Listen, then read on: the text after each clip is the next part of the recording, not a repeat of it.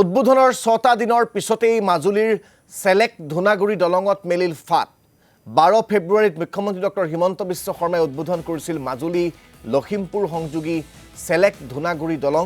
কিন্তু উদ্বোধনৰ এসপ্তাহ নহওঁতেই দলঙৰ গাৰ্ডৱালত ফাট মেলাত শংকিত হৈ পৰিছে স্থানীয় ৰাইজ। SP সিংলা নামৰ নিৰ্মাণকাৰী প্ৰতিষ্ঠানটোৰ বিৰুদ্ধে নিম্নমানৰ কাম কৰাৰ অভিযোগ কৰিছে স্থানীয় ৰাইজে। এই সন্দৰ্ভত জিলা আয়ুক্তৰ উচ্চ পৰ্যায়ৰ তদন্তৰো দাবী জনাইছে লোকসকলে। ফেব্ৰুৱাৰী মাহৰ 12 তাৰিখৰ দিনা ৰাজ্যৰ মুখ্যমন্ত্ৰীগৰাকীয়ে আহি মাজুলীবাসীক এটি উপহাৰ দিছিলে, বৃহৎ উপহাৰ। মাজুলীবাসী আনন্দত আত্মহাৰা হৈছিল। মাজুলীৰ পৰা আপোনাৰ লখিমপুৰ সংযোগী যিখন চেলেক ধুনাগুৰি সংযোগী দলং আছে লুইটৰ ওপৰত, সেইখন উদ্বোধন কৰি মাজুলীৰ কাৰণে যাতায়াতৰ ক্ষেত্ৰত এক যুগান্তকাৰী সিদ্ধান্ত গ্ৰহণ কৰিছিল। আমি অতি উৎফুল্লিত মাজুলীবাসী ৰাইজ হিচাপে। কিন্তু অতি পৰিতাপৰ বিষয় হৈছে, যি চেলেক ধুনাগুৰি দলং উদ্বোধন কৰিছিল, সেই উদ্বোধন কৰা আজি কিছুদিন হৈছে।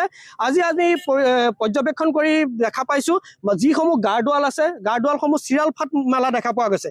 এই ক্ষেত্ৰত বিভাগীয় কৰ্তৃপক্ষই এক তদন্ত কৰিব লাগে। মাজুলী জিলা আয়ুক্তগৰাকীয়ে এখন উচ্চ পৰ্যায়ৰ তদন্ত কমিটি গঠন কৰি এখন তদন্ত কৰিব লাগে। এই গাৰ্ডৱালসমূহ কিদৰে ফাট মেলিছে এই সম্পৰ্কত এখন উচ্চ পৰ্যায়ৰ তদন্ত কমিটি গঠন কৰি তদন্ত কৰিব লাগে। আৰু যিটো নিৰ্মাণ কাৰ্য কৰি থকা এই সংস্থা আছে, সংস্থাটোৰ ওপৰতো কিন্তু বিহিত ব্যৱস্থা গ্ৰহণ কৰিব লাগে।